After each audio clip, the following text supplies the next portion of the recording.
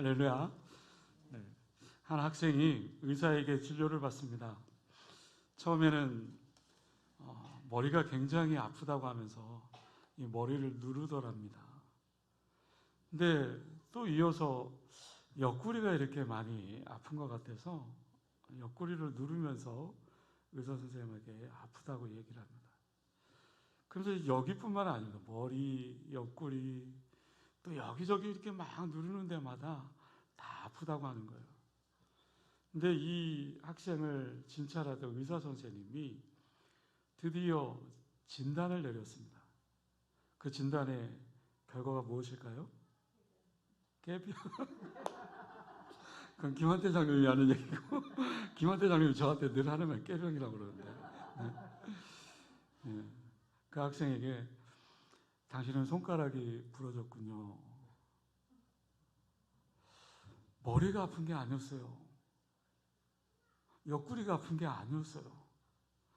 그것을 짚을 때마다 이 손가락이 아픈 거였어요. 정확하게 어디가 아픈지 몰랐기 때문에 그렇게 엉뚱한 곳만 짚어대고 있는 거예요.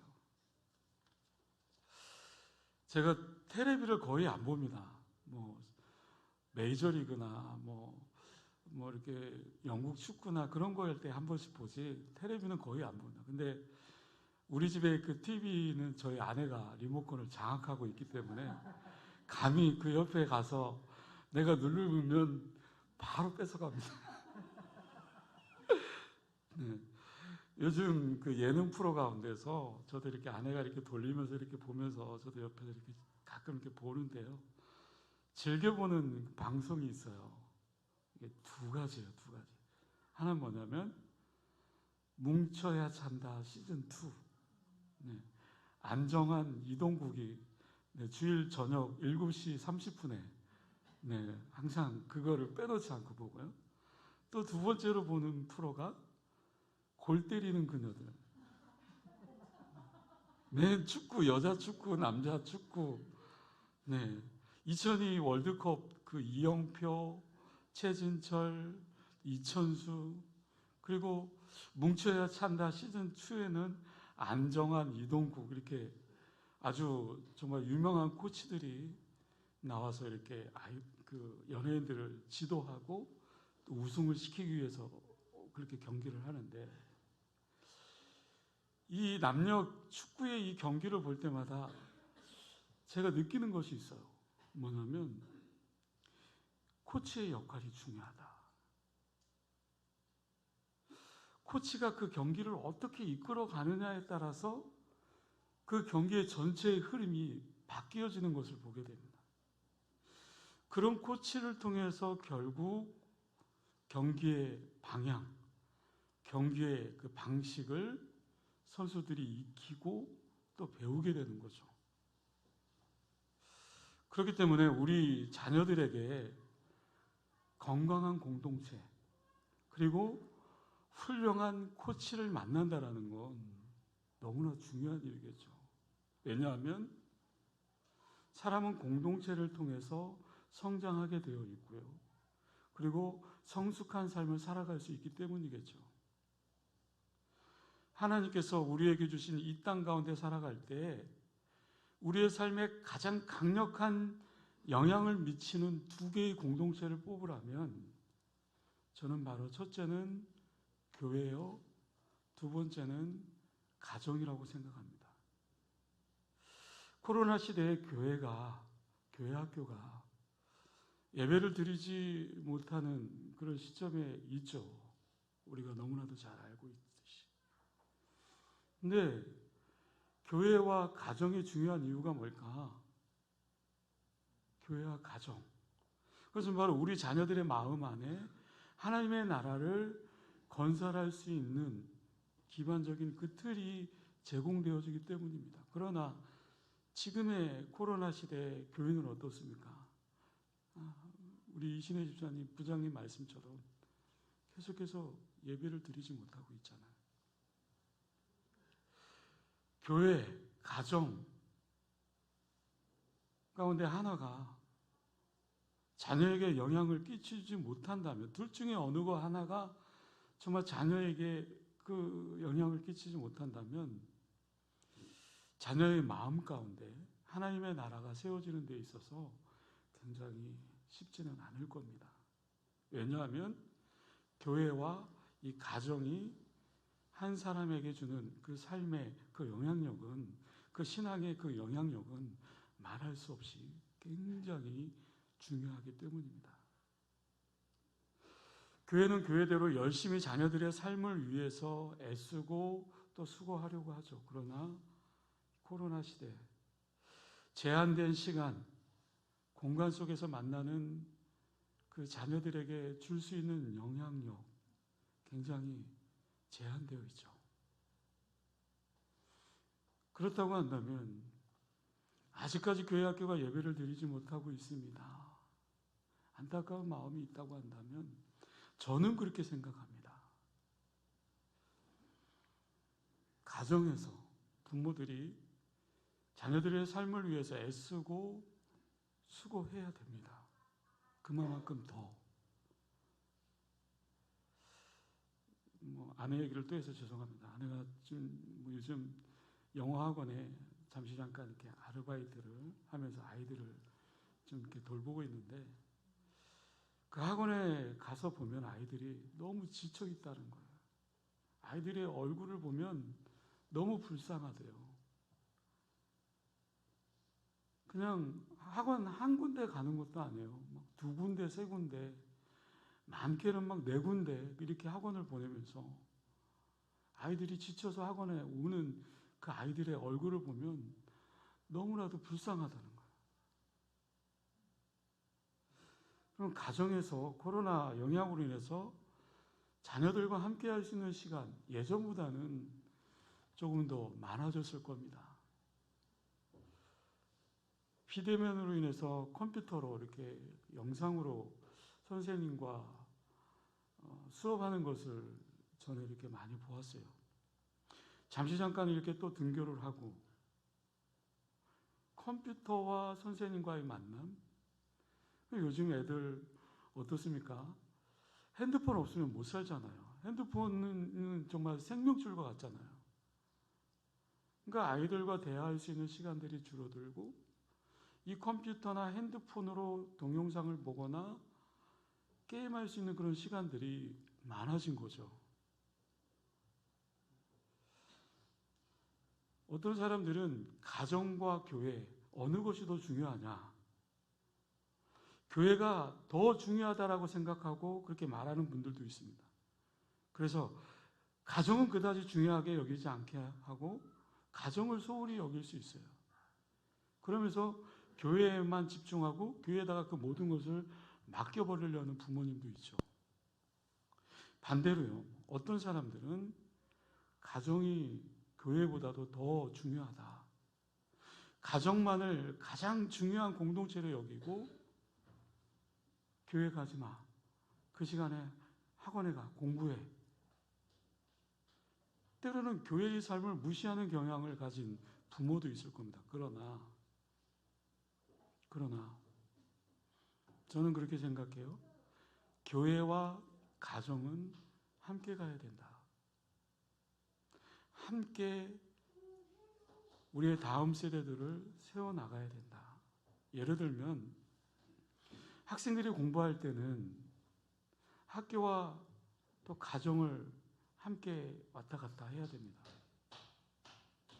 마찬가지로 하나님을 믿는 성도들이 살아가는 삶의 자리, 교회와 가정이 함께 왔다 갔다 해야 되겠죠.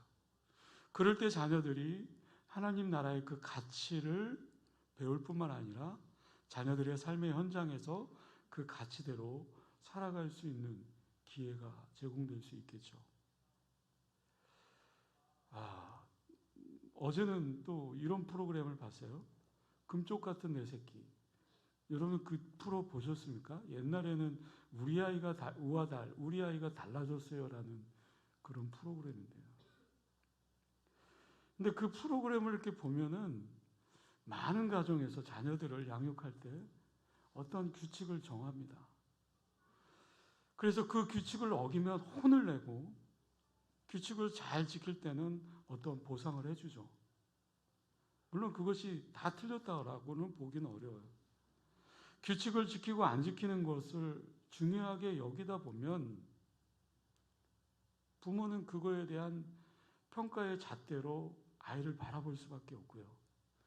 자녀 또한 그것이 부모에 대한 기준이 되어서 그 규정에만 맞추려고 하는 그런 편협된 시각을 가질 수 있다는 거예요. 여러분 어떻습니까? 그동안 한 번도 경험하지 못했던 코로나 시대, 다음 세대들에게 어떻게 하면 정말 신앙의 유산을 남겨줄 수 있을까? 단순히 종교적 행위를 따라하게 만들고 또 그렇게 하는 것이 다음 세대들에게 믿음의 유산을 남기는 걸까? 그들이 여호와를 그렇게 한다고 해서 여호와를 사랑할 수 있을까? 얼마만큼? 어떤 규율이나 어떤 그런 관습들을 딱 틀에 박혀 만들어 놓고 그 아이들을 신앙적으로 끌고 가려고 하면 나중에 커서도 그들의 신앙은 정말 껍데기 신앙, 종교적 그런 행위의 신앙에 머물러 버리고 말 겁니다. 하나님께서 가정을 만드신 목적은 다음 세대가 하나님을 사랑하는 그 마음을 갖도록 양육하기 위함입니다. 영적으로 가정에서 자녀를 교육할 때 부모들의 가장 중요한 양육의 원칙이 있다면 어떤 것이 있을까? 그 금쪽 같은 내 새끼 그 영상을 보면서 저는 두 가지 생각이 들더라고요. 첫 번째는 부모와 자식 간의 신뢰가 깨져 있다면 그 신뢰를 쌓는 것이 중요하다. 부모가 정한 규칙에 따르는 것이 아닙니다. 부모가 자녀들이 신뢰할 만한 사람이라는 것을 입증해 주어야죠. 저도 그렇게 잘 안 돼요. 이 신뢰가 깨어지면 자녀들은 상처를 받습니다. 부모로부터 얼굴을 돌리게 돼요. 어떤 경우에도 부모가 그들을 사랑하고 있다는 것을, 아니 하나님이 얼마나 우리 자녀들을 사랑하고 있는지 그들의 마음으로 누릴 수 있도록 그들의 마음을 헤아려야 됩니다. 그래서 부모가 중요한 역할을 할 수 있는 것은 자녀의 마음을 사는 거예요. 자녀의 마음을 이해해주고 자녀와 공감대가 형성이 되어지고 그러므로 말미암아 자녀들이 정말 부모를 믿고 또 하나님을 믿고 또 하나님 앞에 기도할 수 있고 그 모든 것들이 신뢰할 수 있는 마음을 다해서 신뢰하는 것, 그것은 너무나도 중요하겠죠. 두 번째로요, 부모가 무장해야 돼요. 부모의 어떠한 가치관에 따라서 자녀들이 그대로 배우게 되더라고요. 자녀는 부모를 그대로 닮아가는 것 아니겠습니까? 자녀들은 부모님이 하시던 그 습관과 그 행동을 대부분 그대로 배우게 돼요. 걷는 모습, 앉아있는 모습, 헛기침하는 것이나 말할 때의 어떤 톤이나 우리 막내가 가끔 제가 화나서 이렇게 말할 때의 그 톤이 어쩌면 저하고 이렇게 똑같은지, 밥을 먹는 습관과 같이 다양한 것들이 닮아가게 되어 있습니다.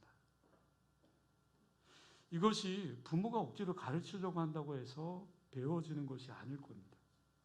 살아가면서 그 환경 속에 자연스럽게 드러나는, 그래서 자녀들이 그것을 그냥 흡수하고 수용하면서 자기의 것으로 그냥 무의식 중에 삼는 것이겠죠. 아이들은 부모가 관계적으로, 정서적으로 영적 성장을 우선순위에 놓는 모습을 볼 수 있도록 해줘야 되겠죠.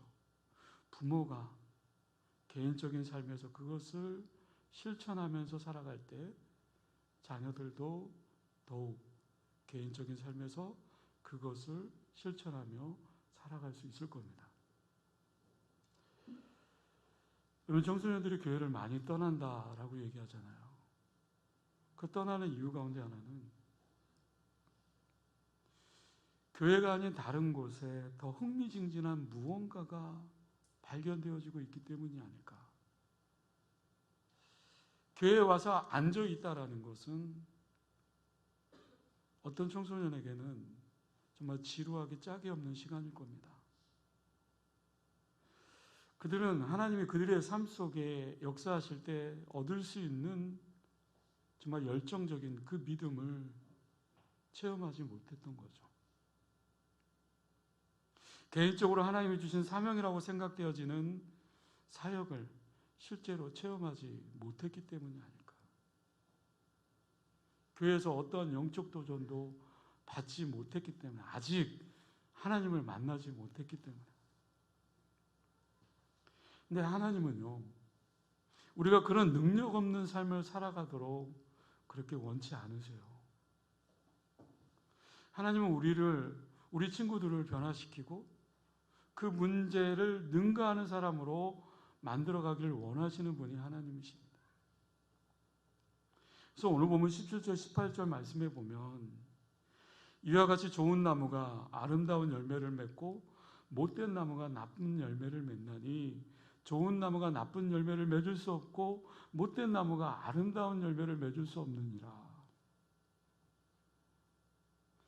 좋은 나무가 좋은 열매를 맺고 나쁜 나무가 나쁜 열매를 맺는 거 당연하죠.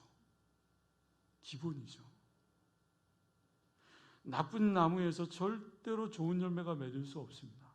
반대로 좋은 나무에서 나쁜 열매가 맺히지 않습니다. 우리 진급자 친구들, 중요한 것은 밖으로 드러나 있는 어떠한 그 열매가 아니에요. 그 나무가 좋은 나무인지 나쁜 나무인지, 나무가 좋은 나무이기 때문에 열매는 따라서 좋은 열매를 맺는 겁니다. 이것은 우리의 신앙의 가장 기본적인 기초가 될 수 있겠죠. 좋은 사람은 분명히 선한 영향력을 끼칠 수 있는 사람입니다. 선한 일을 몇 가지 했다고 해서 그가 좋은 사람이라는 것은 아니겠죠. 하나님의 관심은 뭘까? 하나님의 관심은 저와 여러분들이 얼마만큼 선한 일을 많이 했는가, 그것에 있지 않아요. 하나님의 관심은 정말 믿음 좋은 사람인가, 예수님 닮아갈 수 있는, 변화되어져 가는 그런 사람인가. 이제 이렇게 질문해 볼 수 있습니다. 진급자들에게 질문해 보고 싶어요. 과연 좋은 믿음이란, 좋은 열매를 맺을 수 있는 좋은 나무란 어떤 나무일까? 아름다운 열매를 맺을 수 있는 좋은 나무, 좋은 나무와 같은 그 신앙, 어떤 신앙일까? 좋은 나무와 같은 신앙은 첫 번째로요, 분명한 구원의 확신을 갖고 있는 신앙입니다. 어른뿐만 아니라 우리 학생들, 우리 모두가 가장 기본적인 구원의 확신은 너무나 중요합니다.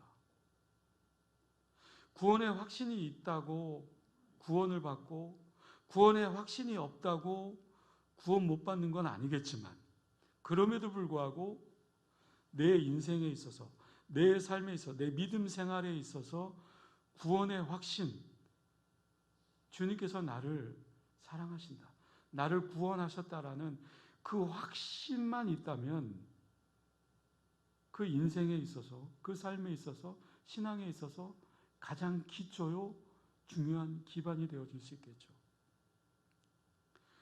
그 구원의 확신이 우리 친구들에게 있다면 내 능력을 능가할 수 있는 하나님의 그 은혜가 내년에도 여러분들의 인생에도 펼쳐질 줄로 믿습니다. 두 번째로 좋은 나무와 같은 신앙. 하나님의 은혜에 감사하는 신앙입니다. 하나님의 은혜. 지금까지 나를 이끌어 주신 하나님의 은혜. 모든 것이 하나님의 뭐였어?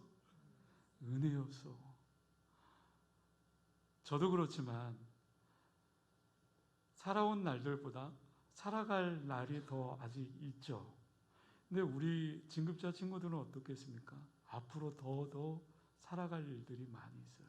그런데 잘 보세요.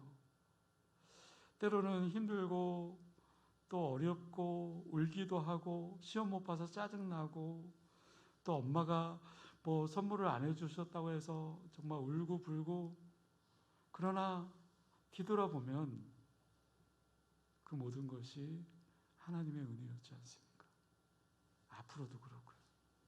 하나님의 은혜, 그 은혜에 감사하는 삶이야말로 좋은 나무가 될 수 있는 자격, 그 신앙을 가진 소유자입니다.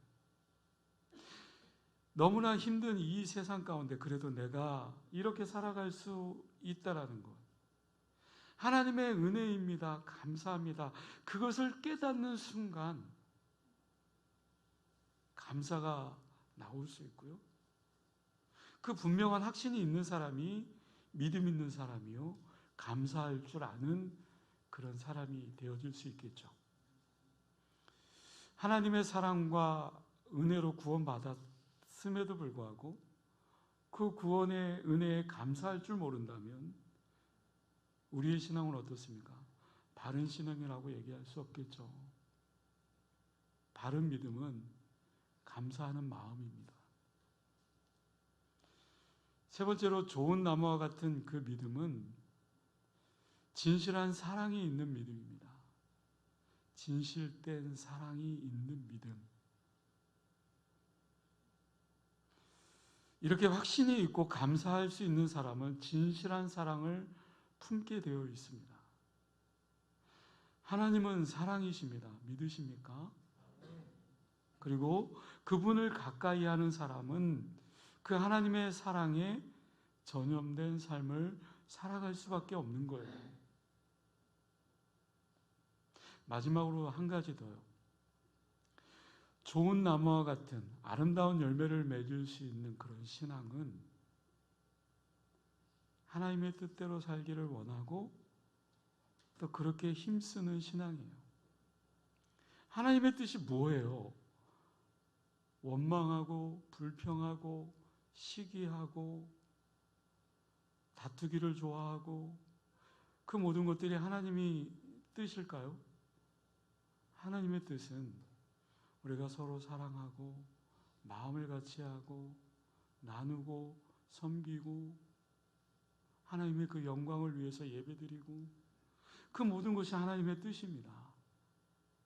데살로니가전서 5장 14, 15, 16 항상 기뻐하라, 쉬지 말고 기도, 범사에 감사하라. 그것이 하나님의 뜻입니다. 오늘 보면 21절 말씀을 읽죠. 나더러 주여 주여 하는 자마다 천국에 다 들어갈 것이 아니요 다만 하늘에 계신 내 아버지의 뜻대로 행하는 자라야 들어가리라.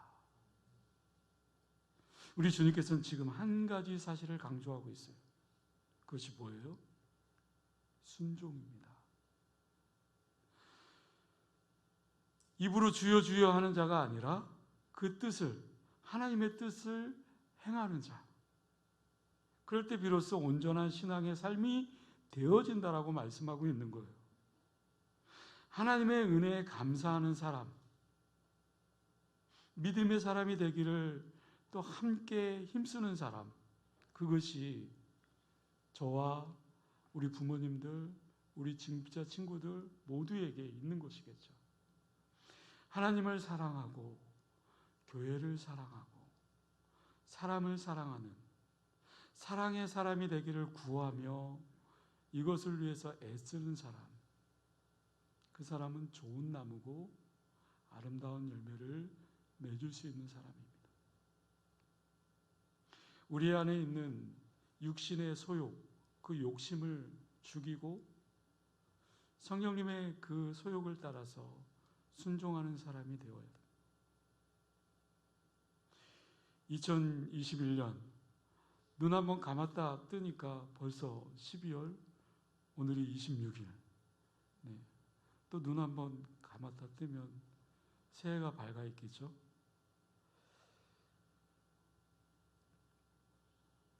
새해가 바뀌고 한 학년 진급하는 거, 내가 노력하지 않아도 그것은 자연적으로 이루어지는, 진행되어져 가는 과정일 뿐이에요. 때로는 한 살 더 먹는다는, 또 새 학년으로 진급한다라는 그런 두려움이 앞설 수도 있지만, 바라기는 새해에는 조금은 어렵지만 조금 더 열심히 내가 구원의 확신을 가질 수 있도록, 또 하나님을 만날 수 있도록, 또 하나님 앞에 예배자로 섬길 수 있도록 결단하며 또 새해를 맞았으면 좋겠습니다.